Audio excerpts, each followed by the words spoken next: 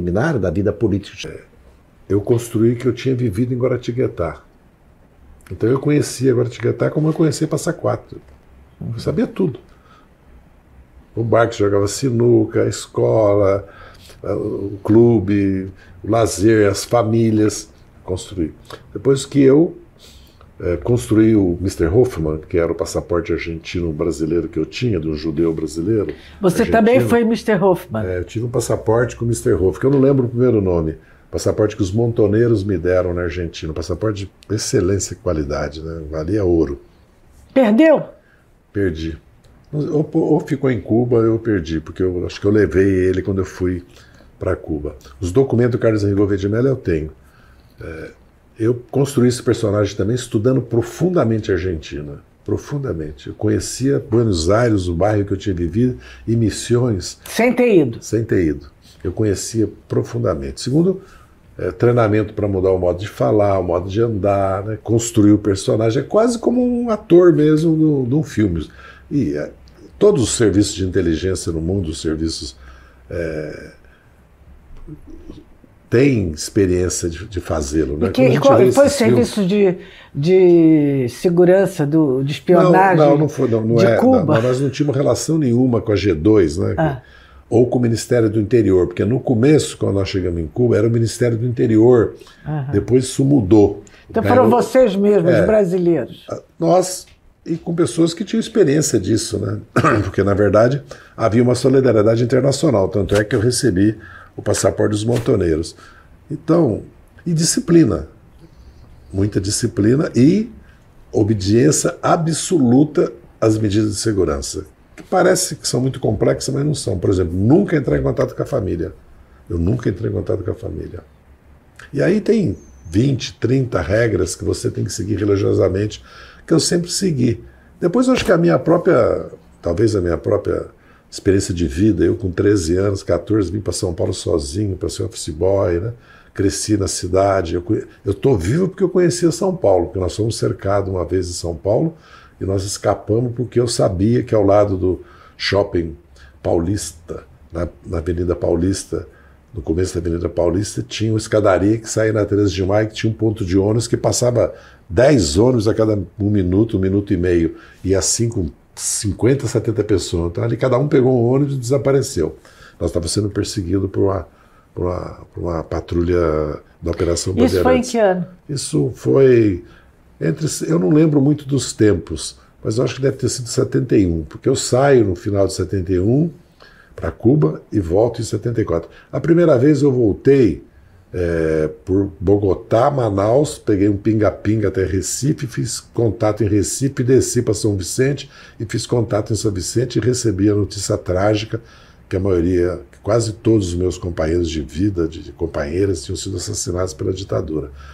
E eu fiquei no Brasil até a direção do MOLIPO, que era o Movimento de Libertação Popular, decidi que eu devia ir para Cuba reorganizar a ação em Cuba e na Europa de propaganda, de coleta de recursos, de tirar pessoas do país, de introduzir pessoas no país.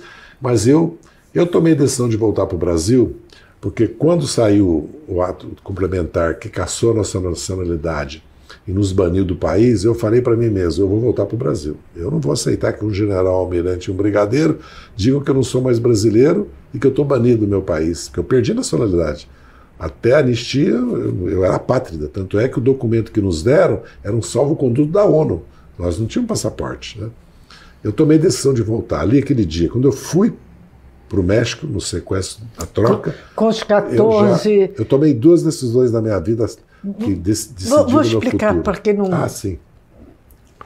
O Zé Dirceu foi trocado, como a história sabe, mas é importante lembrar, junto com outros 14 brasileiros, prisioneiros políticos, pelo embaixador americano Charles Elbrick, que foi sequestrado no Rio de Janeiro, numa ação conjunta da Aliança Libertadora Nacional, dos dissidentes da VPR e do MR8. E o MR8, do qual fazia parte o Stuart também. Isso.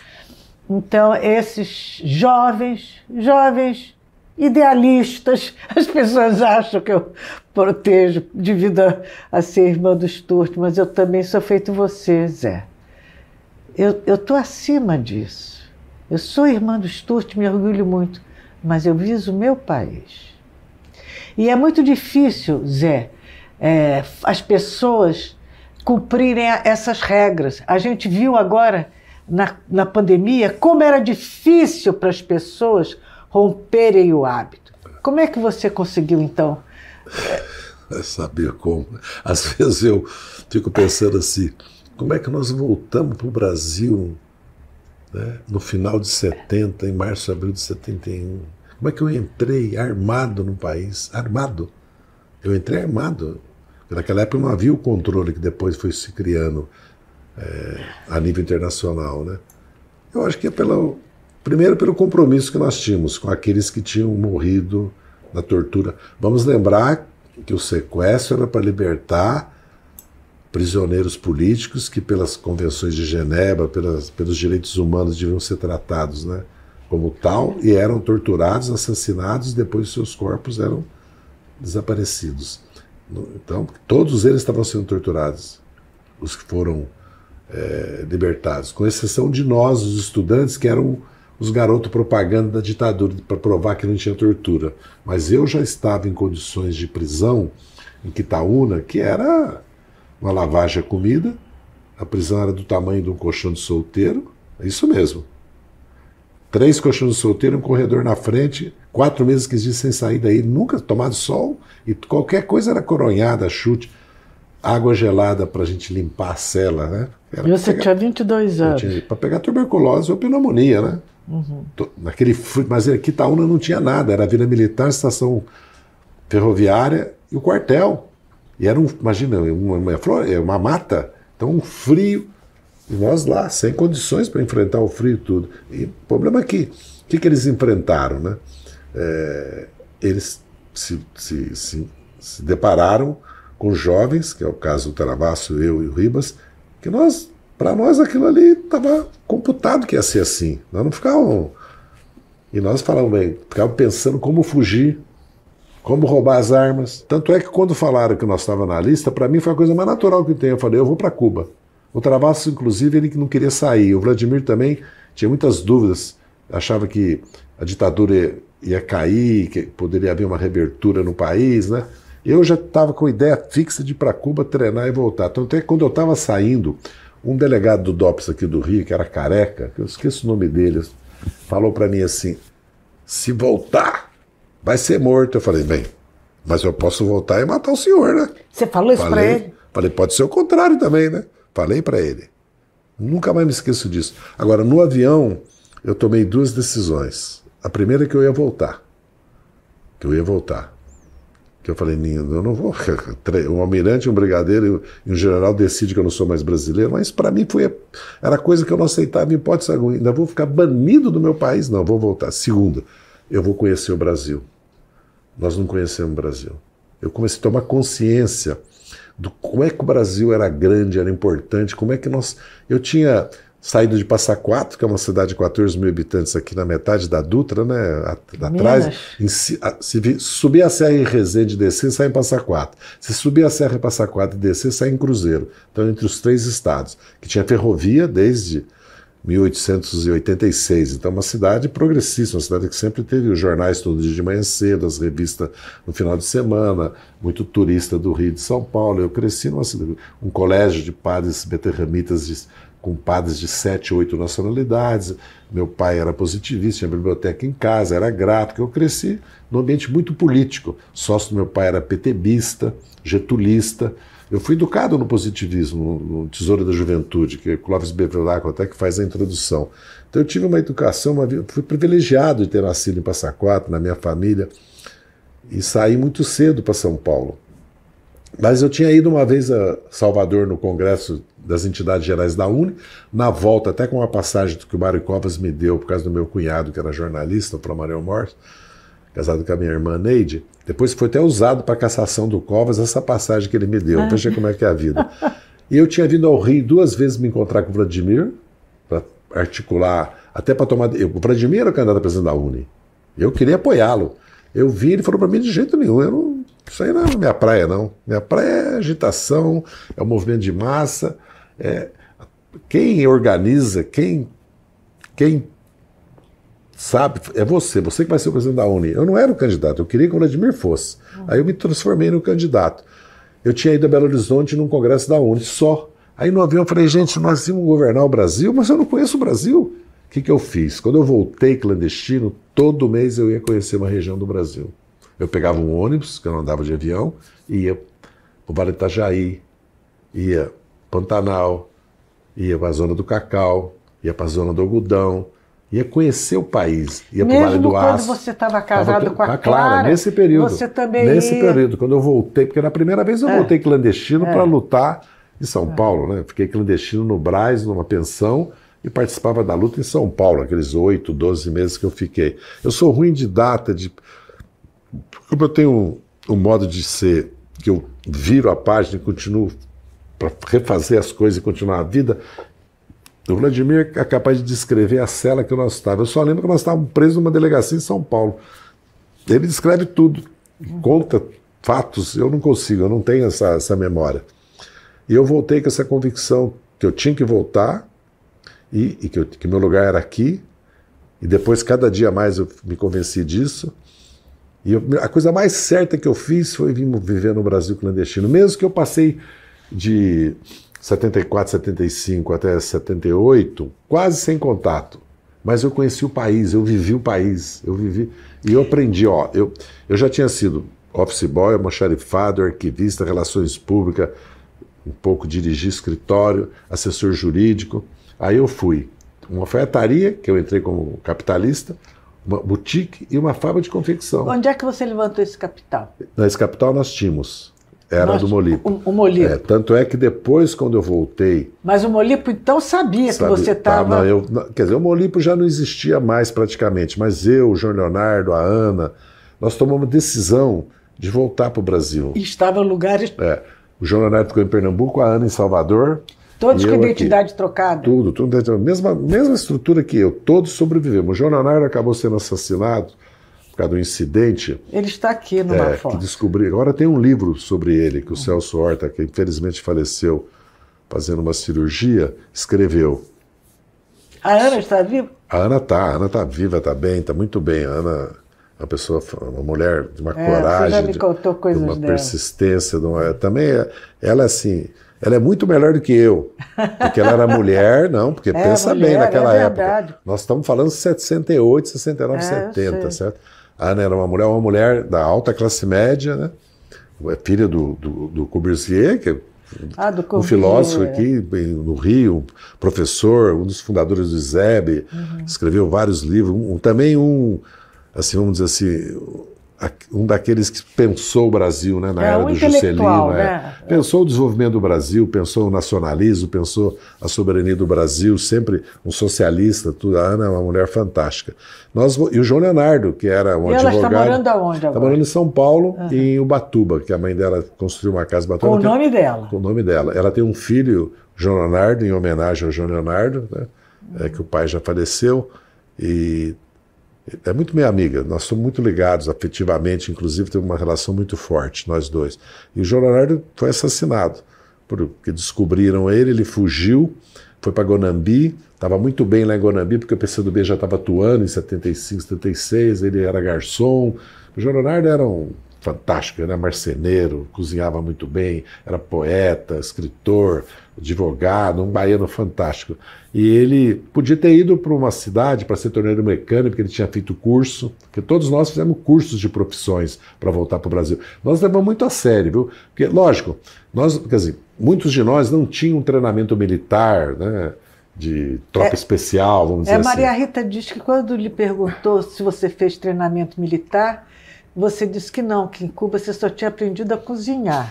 e que ela acreditou em nome da harmonia do casal. Não, nós fizemos um treinamento militar, mas não é um treinamento de tropa especial, por exemplo. Né? Porque o que é o treinamento militar? É você aprender a matar e sobreviver. É uma máquina de matar.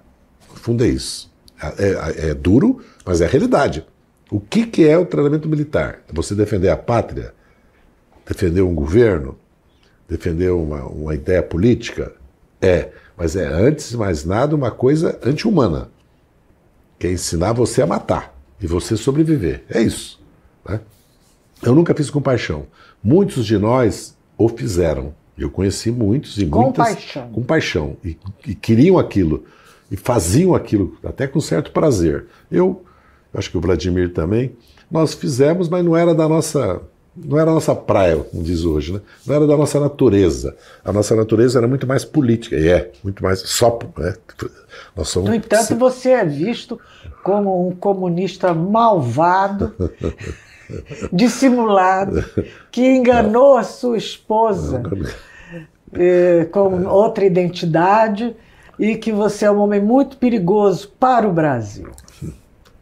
Bem, eles sabem o que fazem, porque realmente eu tenho uma experiência de vida, já são 60 anos daqui a pouco, né? Eu vivi todos os principais períodos da história do Brasil. Desde 64, porque eu vivi 64. E fui protagonista de todos depois de 64. Todos. E alguns numa posição importantíssima. Você que organizou as diretas já? Eu fui um dos principais. É que a minha geração e a geração que fundou o PT, certo? É uma geração que, como ela conviveu parte no movimento sindical, nas comunidades de base, né, nas pastorais, e parte na luta estudantil, na luta armada, ela tinha uma experiência comum e tinha uma unidade, um compromisso e também uma conjunção, né, de propósitos, né, de sonhos, de ideias muito comum. E tinha muita experiência, porque eu fui líder estudantil, eu fui organizador da dissidência já na dissidência, junto com o Rui Falcão, com outros. Depois eu fui militar, que eu fiz treinamento militar. Depois eu fui clandestino, né? Depois eu fui empresário, veja bem minha vida. Depois eu voltei para ser funcionário da Assembleia Legislativa e ganhar 3 salários mínimos. Porque eu fiz teste da datilografia e passei no teste. Eu não voltei, eu sou o Zé Dirceu, eu fui lá ganhar. Então você é realmente o homem das 1000 caras? Não, é bom você falar isso, porque eu vou dizer assim, eu não sou o dos melhores. Longe de eu ser os melhores entre nós. Eu sou um aprendiz do Antônio Benetasso, que a ditadura matou, que era filósofo, arquiteto, professor, pintor. Eu aprendi música clássica com ele. Marco Aurélio Garcia, que foi fundamental. Fico emocionado. O Luiz Gushiken. Eles que me formaram, eles eram melhores. Eu sou um aprendiz, no fundo, de muitos. Eu tive como instrutor uma coisa fantástica. Instrutor não, chamava assistente, o Câmara Ferreira, o Toledo. Então eu não me considero. Eu acho que tem muitos, infelizmente a ditadura os matou muitos, que foram meus companheiros, que eram muitos melhores que nós. E mesmo o caso que a vida levou o Marco Aurélio, o Gushiken, tantos outros companheiros, né? Eu nunca me considerei o melhor da minha geração, porque o Vladimir é muito superior a mim. E o Travassos era um homem de uma coragem, de uma persistência. Superior em que aspecto? O Vladimir tem uma formação cultural e teórica que eu não tenho. Eu não tenho. Porque a vida também foi dura para mim, né? Se eu pudesse mais tempo... Eu procuro ler, estudar, eu sempre aprendo. Todos os dias eu converso. Eu tenho esse hábito de conversar com todo mundo. Eu viajo pelo Brasil, olhando o país, aprendendo, estudando, conversando com o empresário, com o agricultor, com o estudante, com a mulher, com o pobre, com o camponês, né? Com a classe média, com o médico, advogado. E todo mundo que convive comigo sabe que eu mais pergunto. Eu falo muito porque as pessoas me perguntam muito, querem que eu responda a muitas questões, mas eu pergunto muito. E leio. Eu na prisão, eu sobrevivi à prisão porque eu quis trabalhar e trabalhar. Todo preso deve trabalhar e estudar. Você fala da prisão da Papuda, todas ou na prisão do Paraná? Lava Jato, todas elas. Eu estudei, escrevi. Você vê que eu escrevi 2 livros, né? Porque na 4ª prisão minha, eu fiz 2/3 metade do livro que eu vou publicar o ano que vem. Depois eu gravei 40 Agora horas. eu vou mostrar aqui o que livro. É o segundo volume desse. O primeiro. Esse vai até 2006. Que é a história do Brasil contada pelo Zé Dirceu. O outro vai até 2000 É a história do Zé Dirceu contada pelo Brasil. O outro vai até 2015, antes do impeachment da Dilma. Depois é uma outra história, né? E você com os seus amigos todos mortos, sobraram poucos, né? Zé daquela época. Vladimir, quem mais? Ana.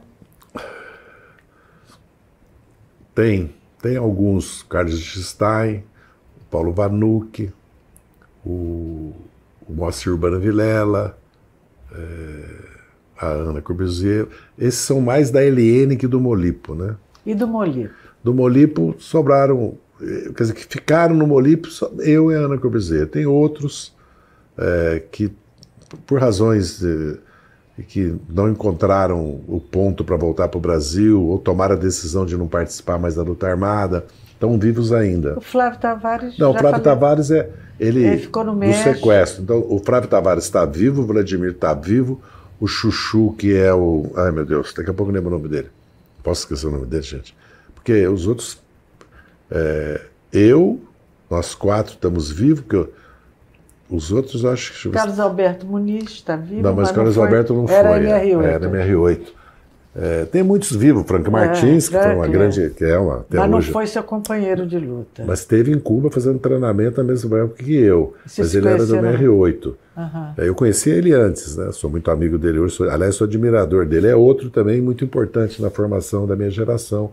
E até hoje, o Frank é uma cabeça privilegiada, um analista político, um jornalista. O Franklin foi de 45, né? Você é de 47. Sou de 46. Sim. Eu vou fazer 78 ano que vem. O Vladimir, que é mais velho do que eu.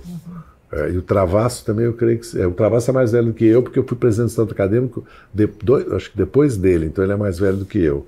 Porque o Travasso foi presidente do meu Centro Acadêmico, eu fui presidente com ele junto da OEE, e eu seria presidente da UNE se tivesse terminado o Congresso da UNE. Depois foi um presidente que fez história também, que é o Jean Marc, que foi o presidente da UNE, que está na luta, está firme aí, da geração 68, outro dia estava lá escrevendo, na escadaria da Câmara de Vereadores, escrevendo, atuando. É uma liderança importante da geração de 68 também, o Jean Marc, que sobreviveu também à perseguição da ditadura, às prisões, tudo. Como é que fica seu emocional, Zé? Você agora chorou discretamente, mas chorou. Como é que fica? Porque para mim é muito caro, para mim. Eu, quando estava preso agora, vejo que me prenderam 4 vezes. Né? Me prenderam no mensalão, eu cumpri pena no regime fechado, que eu não fui condenado, mas foi uma das injustiças, no semiaberto e no aberto. Aí eu estando preso, o Supremo, através do ministro Luiz Roberto Barroso, me autorizou a ser preso. Quando o delegado chegou, eu falei, mas doutor, eu estou preso, o senhor vai me prender? É só vir aqui me interrogar, né? Mas eles não queriam me interrogar, eles queriam fazer o espetáculo e depois começar a perseguição para mim fazer delação. Porque eles denunciaram a minha filha menor e a mãe já tinha morrido, quer dizer, totalmente. Tanto é que por 5-0 a denúncia dela foi arquivada depois. A Camila. Camila Ramos. Eles fizeram um arraso na minha vida, e aí eu fiquei 21 meses preso na Lava Jato, ilegalmente, tanto é que o Supremo me soltou dizendo isso. Aí eles me prenderam de novo.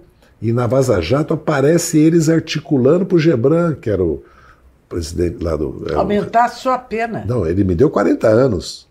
Mas que me prender, que me julgasse logo, aí me prenderam. Aí o Supremo me soltou de novo, que estava ilegal. Aí eles inventaram um processo da Apolo, que é um processo kafkiano, que eu espero que seja anulado pelo Supremo, e me prenderam pela 4ª vez em 19. Mas esse ódio, essa perseguição, não é só ideológica. Talvez porque nós fomos formados numa época, porque eu fui formado no Partidão, né? E a minha geração foi formada num momento de grande revolução cultural. Então nós fomos privilegiados, né? Eu fui privilegiado pela cidade que eu nasci, pela escola que eu estudei, depois no Colégio Paulistano, também pelos professores que eu tive. E eu costumei a ler, porque em casa tinha biblioteca. Quando eu cheguei em São Paulo, a primeira providência que eu tomei com 14 anos de idade foi assinar o Clube do Livro Edições Saraiva, para receber... Você era sócio do Clube do Livro, sócio da Edição Saraiva. Então eu recebia 2 livros. Eu, com 16 anos, eu tinha lido os clássicos russos, americanos, franceses. Eu já conhecia. Eu só não tive educação musical. Aliás, minha mãe, Dona Olga Guedes da Silva, falava que a grande decepção dela é que nenhum filho tinha tocado nenhum instrumento, né? Nem violão, nem piano, nem acordeon, né? Nem nada, nem violino. Mas tocou o Brasil, tocou né? A política, né? Saiu. Minha mãe falava isso, que ela... eu não tive educação musical. Eu fui depois... Eu, durante muitos anos, vivi sem rádio também, por vários fatores da clandestinidade, da luta, tudo. Tanto é que eu passei vergonha uma vez em Cuba. Nós estávamos numa comida com muitos camponeses, com muito pessoal militar, e nós que estávamos fazendo treinamento, e estavam cantando tudo, eu estava meio afastado, né? Aí um sargento que tinha sido camponês, analfabeto, que tinha se alfabetizado e feito carreira militar durante e depois da Revolução, falou para mim assim, Daniel, você não vai participar? Eu falei, não, eu estou... Aí em Cuba você era conhecido como Daniel. Eu estava preocupado com outra coisa. Ele falou para mim assim, é estranho você que se diz revolucionário, você sabe que a música é a linguagem dos povos? Rapaz, fiquei com uma vergonha aquele dia. Fiquei com uma vergonha que eu falei, realmente, eu nunca tive assim uma educação musical. Apesar que eu gosto, eu trabalho geralmente com jazz e blues, né? Eu ponho para trabalhar quando eu estou... Agora eu estou voltando a ler, porque eu passei muito tempo sem ler. Eu li tanto na prisão. Você tem alguma recomendação de leitura? Esse livro que eu te mandei, que eu estou lendo, O Mordomo, que é fantástico, né? Mas é uma edição portuguesa. Eu creio que é. E o livro do Beluso, que saiu agora, que é sobre exatamente comentários sobre o discurso econômico, ou seja, essa questão que no Brasil acontecem umas coisas inacreditáveis. Eu estava ouvindo o Beluso, estava lembrando, depois estava lendo o professor Luiz Oreiro, o Fernando Henrique demitiu o Gustavo Franco, uma canetada, presidente do Banco Central, porque o Gustavo Franco não queria fazer o que ele queria, o que a equipe dele queria. Depois pôs o Francisco, né, que ficou Francisco Breve, né, durou 48 horas. Chico Lopes. Chico Lopes. O Fernando Henrique demitiu. E toda a mídia, todo o establishment econômico do Brasil aceitou, bateu palma.